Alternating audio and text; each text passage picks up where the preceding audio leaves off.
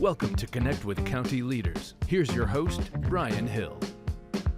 Hello and welcome to Connect with County Leaders. I'm Bryan Hill. On this edition of the podcast, I'm joined by newly elected Mason District. Let me say that again. Newly elected Mason District Supervisor, Jimenez, and welcome to you. How are you doing, sir? Sir, I'm doing fantastic. It's so great to be sitting here with you today, and I've been looking forward to this.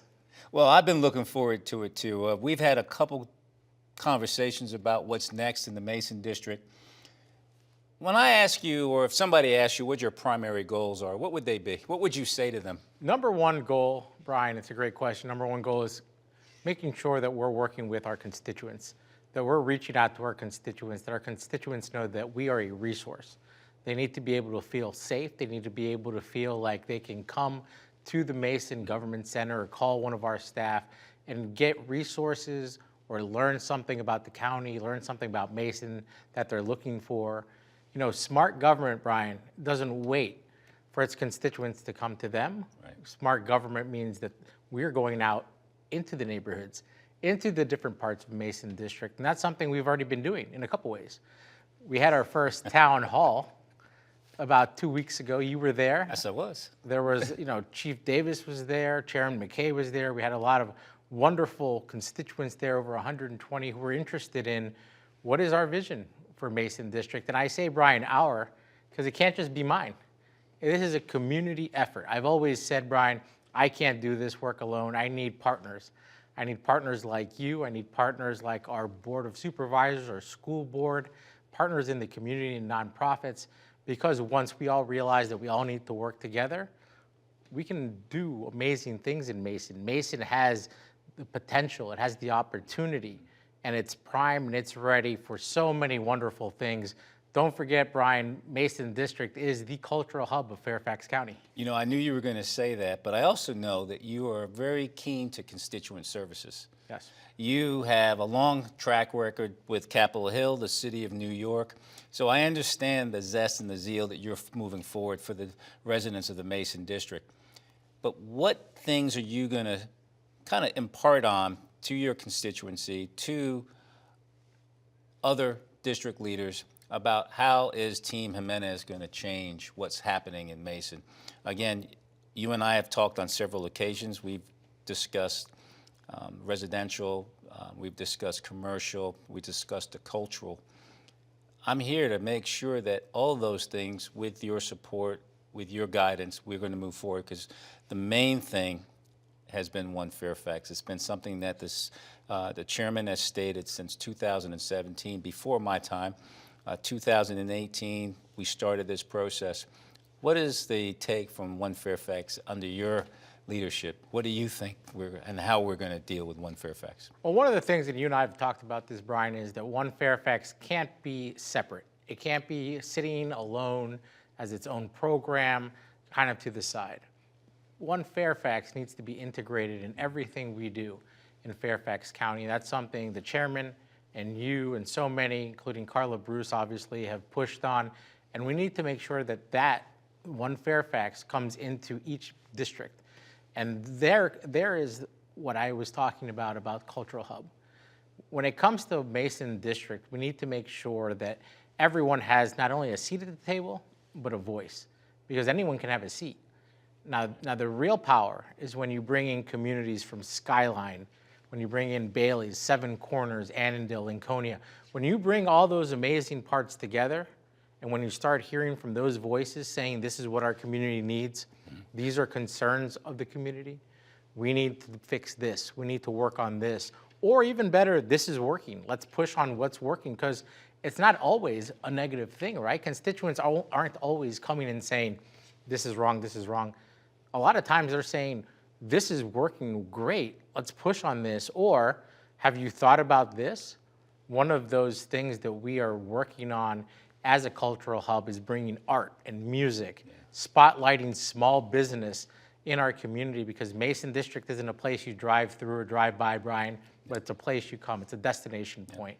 And the more we're able to spotlight those small businesses, that wonderful food, the coffee shops, all of those wonderful things that make up Mason District, more people are going to want to come.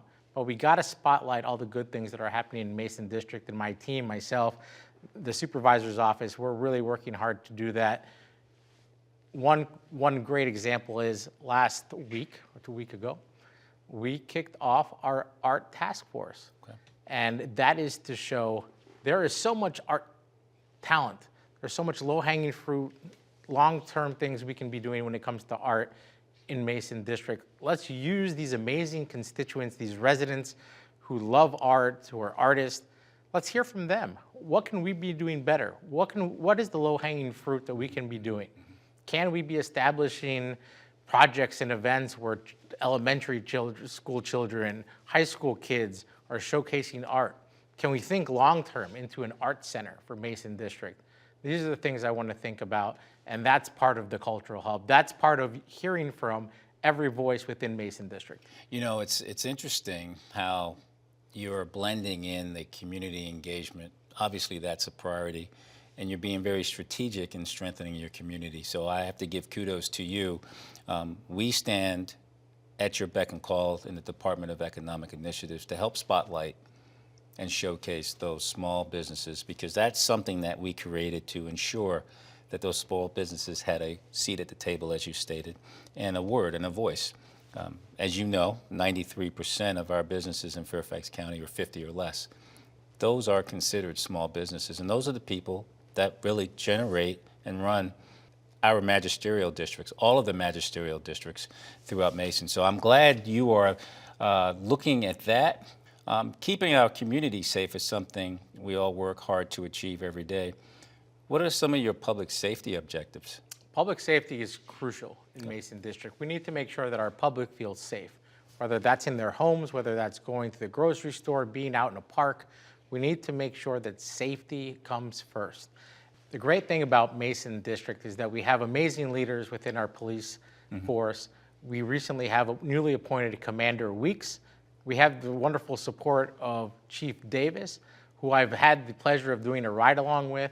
Now, there's a lot of things that we need to be working on. There's a lot of things, especially opioids. Yeah. We've got the fentanyl issue.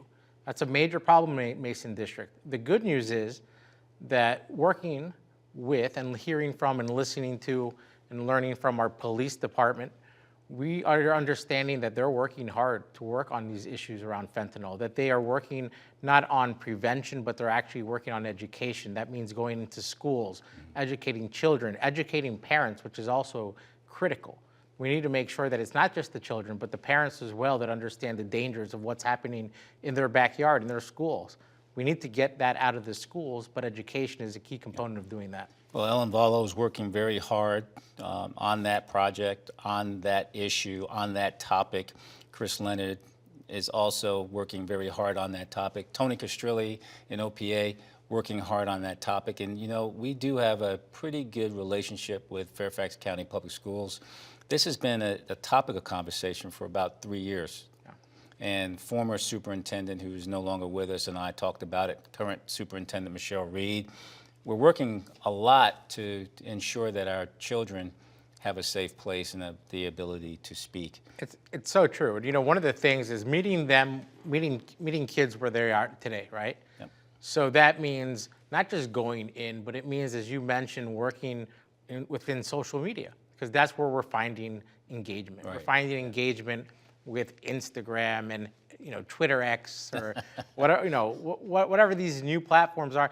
But that's where we need to go. That's where we need to make a strong case. That's where we need to educate and give tools to our young folks, because that's where they're at. You know, and so it's really important that we're using the county resources, right, that we're using the county offices, that we're using Mason District's social media, by the way, which we finally have as of my second week in office. And we use those tools to push out information and resources to the public. Now, many people know you as a planning commissioner because you were there for at least 3 years.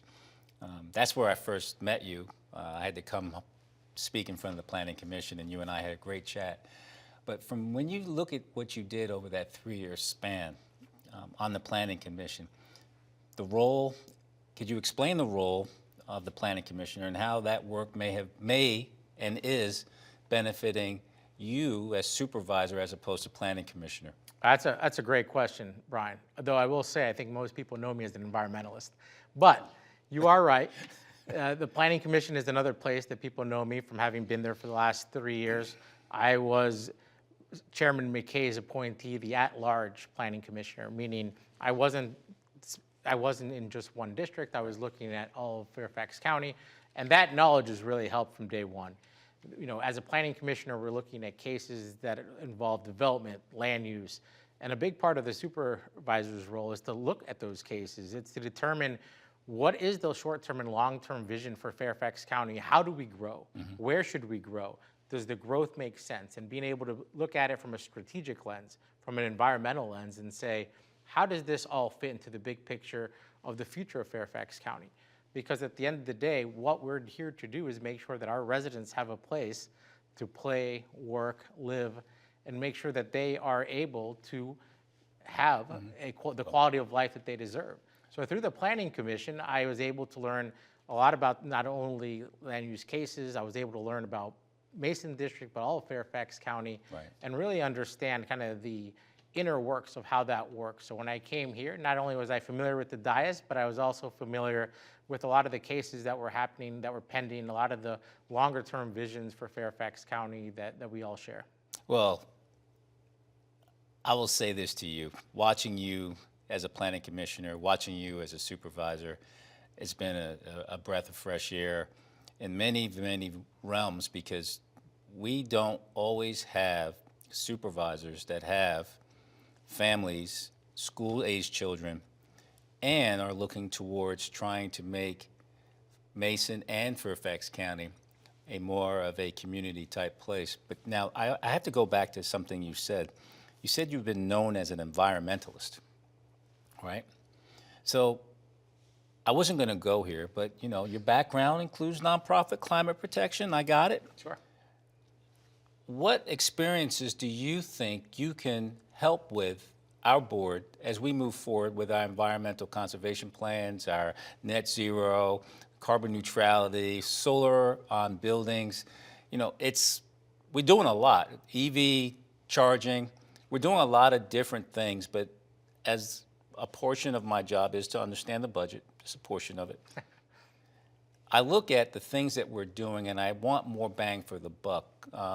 Zero waste gives me a lot more bang than EV charging. People don't realize that. Or electric buses, right?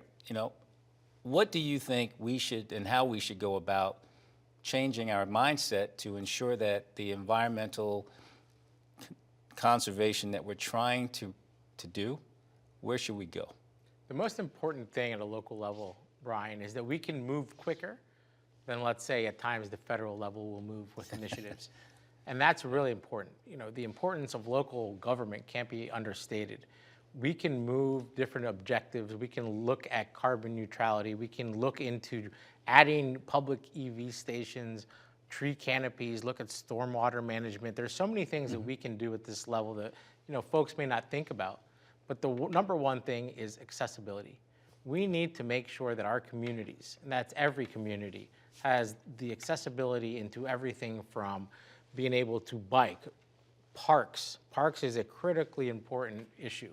We need to make sure that our parks are clean, that the trash is picked up, that we have an open space where everyone from the community can come and play and gather, because that's critically important. It's making sure that we're looking at it from a lens of quality of life, family, accessibility, making sure that every community can come and actually use the free facilities, the free parks, everything that Mason and Fairfax County has to offer.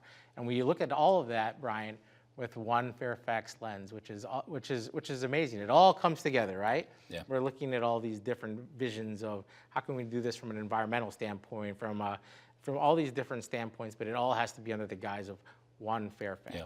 Well, in my view, when you talk about parks and healthy communities, and one Fairfax, and environmentalism, and one Fairfax, effective and efficient government, and one Fairfax, everything should meld together. There's also transportation.